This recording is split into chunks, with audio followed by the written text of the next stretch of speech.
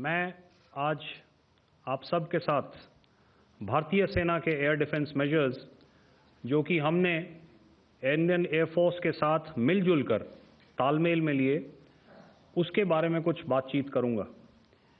इस विषय में मैंने कल भी कुछ टिप्पणी करी थी, लेकिन आज मैं इस युद्ध के अहम एस्पेक्ट के बारे में आपको थोड़ा और पर्सपेक्टिव देना चाहता हूं। हमें एयर डिफेंस ऑपरेशन सिंदूर के एयर डिफेंस की कार्रवाई को एक कॉन्टेक्स्ट में समझने की आवश्यकता है। मैंने आपको कल बताया था कि पिछले कुछ सालों में आतंक की गतिविधियों का कैरेक्टर जो है उसमें कुछ बदलाव आ रहा था। अब हमारी मिलिट्री के साथ साथ मासूम सिविलियंस जो कि अपना बचाव करने में विफल थे, उन पर भी हमले हो रहे थे। 2024 में जम्मू सेक्टर में शिवखोरी मंदिर को जाते हुए यात्री और इस साल अप्रैल में पहलगाम में मासूम पर्यटक इस खतरनाक ट्रेंड के विशेष उदाहरण हैं। पहलगाम तक पाप का ये घड़ा भर चुका था। उसके बाद जो हुआ उसके बारे में हम कल विस्तार में बातचीत कर चुके हैं, क्योंकि आतंकियों पर हमारे सटीक हमले लाइन ऑफ कंट्रोल और इंटरनेशनल बाउंड्री को पार करे बिना किए गए थे। हमें पूरा अंदेशा था कि पाकिस्तान का वार भी बॉर्डर के उस पार से ही होगा। इसलिए हमने अपनी एयर डिफेंस की पूरी तैयारी पहले से ही कर ली थी। हमारी इन्वेंट्री में शामिल counter manned aerial systems, electronic warfare के साधन और एयर डिफेंस वेपन्स का इंडियन एयरफोर्स के इसी प्रकार के सिस्टम्स के साथ एक अनोखा मिश्रण किया गया। इसलिए आपने देखा कि जब जब पाकिस्तान एयरफोर्स ने हमारे एयरफील्ड्स और लॉजिस्टिक इंस्टॉलेशंस में 9 और 10 मई की रात को लगातार हमले किए, वो इस मजबूत एयर डिफेंस ग्रिड के सामने विफल हो गए। आपके सामने इस ग्रिड को एक तरीके से दर्शाया गया है। आप देख रहे हैं कि इंटरनेशनल बाउंड्री से कितनी layers, radars, counter unmanned aerial systems, उसके पीछे शोल्डर फायर्ड वेपन्स, हमारे विंटेज एयर डिफेंस वेपन्स जो कि काफ़ी सालों से हमारी सेना में हैं।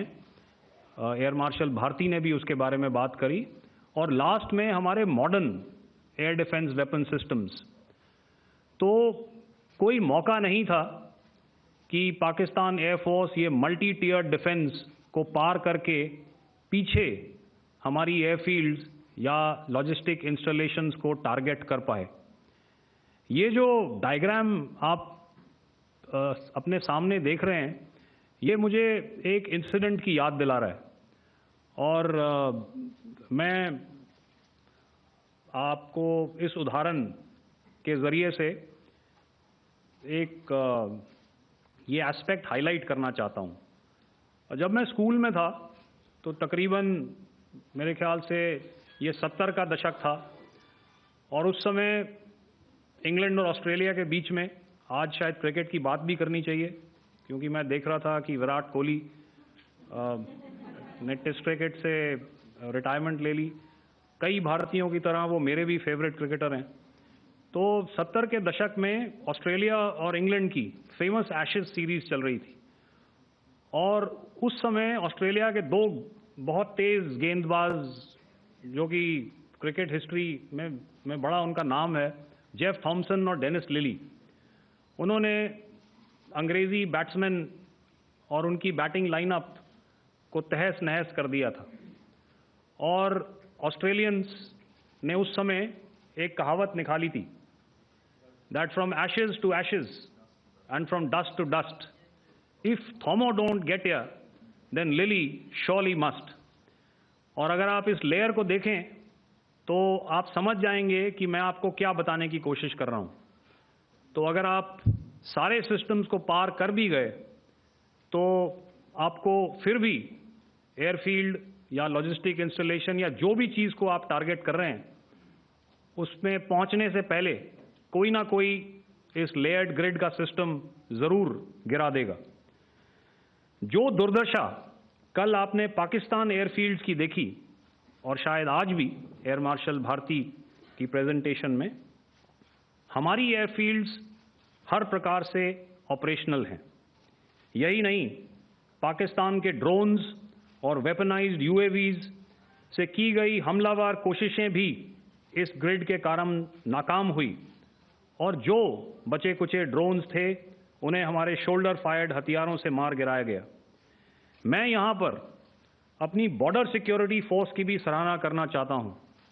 उनके डायरेक्टर जनरल साहब से लेकर बॉर्डर पर तैनात बीओपी पर पहरा देने वाले आखिरी जवान भी हमारे इस अभियान में बढ़ चढ़कर शामिल हुए और बहुत बहादुरी से उन्होंने हमारा साथ दिया। उनके काउंटर अनार्म्ड सिस्टम्स भी हमारे इस मल्टी टियर्ड एयर डिफेंस ग्रिड का हिस्सा थे, जिसके कारण पाकिस्तान की नापाक हरकतों का विनाश किया गया। आपने सुना ही होगा, जब हौसले बुलंद हों तो मंजिलें भी कदम चूमती हैं। In the end, I would like to highlight again that in every single domain that Operation Sindoor has been prosecuted, there has been absolute synergy between the three services. Not only have we, in this endeavor, been fully supported by our government, departments, and agencies, I cannot here not mention our 140 crore countrymen that have stood behind us with their prayers and goodwill, urging and inspiring us to achieve our mission and objectives. For that, we salute you. You are indeed the best. अपनी border security force की भी सराहना करना चाहता हूं। उनके director general साहब से लेकर बॉर्डर पर तैनात बीओपी पर पहरा देने वाले आखिरी जवान भी हमारे इस अभियान में बढ़ चढ़कर शामिल हुए और बहुत बहादुरी से उन्होंने हमारा साथ दिया। उनके काउंटर अनार्म्ड सिस्टम्स भी हमारे इस मल्टी टियर्ड एयर डिफेंस ग्रिड का हिस्सा थे, जिसके कारण पाकिस्तान की नापाक हरकतों का विनाश किया गया। आपने सुना ही होगा, जब हौसले बुलंद हों तो मंजिलें भी कदम चूमती हैं। In the end, I would like to highlight again that in every single domain that Operation Sindoor has been prosecuted, there has been absolute synergy between the three services. Not only have we, in this endeavor, been fully supported by our government, departments, and agencies, I cannot here not mention our 140 crore countrymen that have stood behind us with their prayers and goodwill, urging and inspiring us to achieve our mission and objectives. For that, we salute you. You are indeed the best. Jai Hind.